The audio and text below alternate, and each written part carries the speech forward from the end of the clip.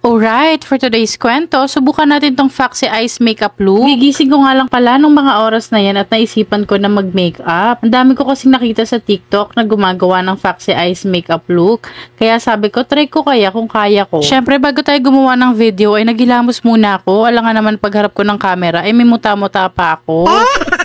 Nauna na nga yung mga kwento ko kaysa sabihin ko yung mga nilalagay ko sa aking face lock.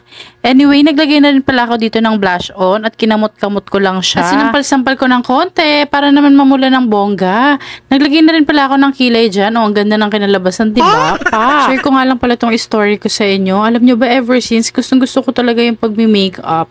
Siguro simula nung high school ako, ay nagmi-makeup na ako. Lalo na pag may mga JS prom, ay ini-invite ako. Pero di ko na siya napagpatuloy at hindi ko na rin na-develop kasi nga kung ano-ano ng trabaho yung pinasok ko at sobrang busy na at wala na akong time. Kaya naman, nung napagdesisyonan ko sa buhay ko na maging isang content creator ay isa ito sa mga napili kong niche. Naglagay na nga pala ako dyan ng eyeshadow pero yung ginamit ko sa mata ko ay yung pang highlighter ko. Hindi pa kasi kompleto yung mga makeup set ko kaya explore muna tayo kung ano yung mga pwedeng gamitin or kung ano yung pwedeng i-mix. Ang ganda nga nung effect nung paglagay ko dyan ng highlighter ko kasi nag-shining shimmering splendid siya. Ang taray, pang mayaman. Matapos ko nga maglagay ng pakinang ay naglagay na ako ng liquid eyeliner sa gilid ng mga mata ko. Walang Joe, akala ko isa ako sa mga miyembro ng mga hator sa Encantadia. Naglagay na rin pala ako ng pencil black eyeliner sa eyelid ko para mas lalong ma-emphasize yung shape ng eyes ko. Opak, sino ka dyan, te?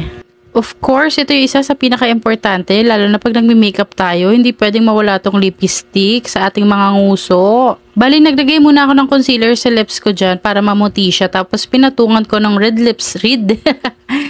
lipstick na Nichido. Tapos, naglagay ako ng mga highlighter sa gilid ng mga lips ko para mas lalo siyang kuminang. Wala, napakaganda mo dyan, te. Siyempre, sino ba naman ang pupuri pa sa'yo kundi sarili mo lang din? Kaya purihin mo na ng purihin hanggat magsawa ka. Love yourself, ika nga. Char, ito na nga pala yung final look ko.